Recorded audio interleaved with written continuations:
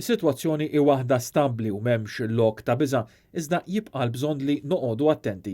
Sostna dan il-virologu Chris Barbara f'intervista waqt il-programm Net Live aktar kmieni din il-ġimgħa hekk kif kien qed iwieġeb mistoqsijiet dwar is-sitwazzjoni attwali għal dak li għandu x'jaqsam mal-COVID-19 f'pajjiżna. U tenna li d-distanzi soċjali jibqgħu importanti u n-nies għandhom jibqgħu attenti sabiex in-numri jibqgħu baxxi.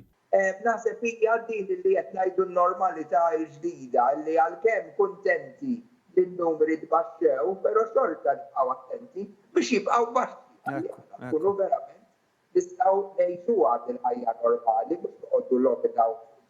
U konferma li f'dawn l-aħħar ġranet l-arfekter kien qed iqarreb il-wieħed. Qabel kienet 0.6 issa daw il-jumej però tinsiex kultant ġurnata jew le jew tnejn jistgħu jisgwidaw totalment. Issa ersaqna lejn il-1. Mistoqsi dwar il-ftuħ tal-ajruport, il-virologu qal din se tkun sfida akbar għall-awtoritajiet tas-saħħa għalkemm l-ajruport mhux se jkun miftuħ għal pajjiżi kollha.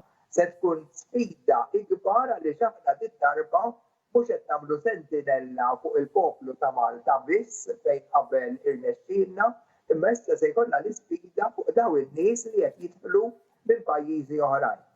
Tinsiex li aħna dejjem kontinwament qegħdin kuntatt mal-virologist u l-microbiologist ta' pajjiżi oħrajn biex aħna nkunu nafu x'qed jiġri f'daw il-postijiet fejn aħna qed ngħidulhom safe corridors. Iżda sa dan it-tant aktar kmieni il-ħadd, il-Prim Ministru Robert Abela ħabbar li restrizzjonijiet fuq titjiriet fl-Ajruport Internazzjonali ta' Malta se jitneħħew kollha fil-15 ta' Lulju.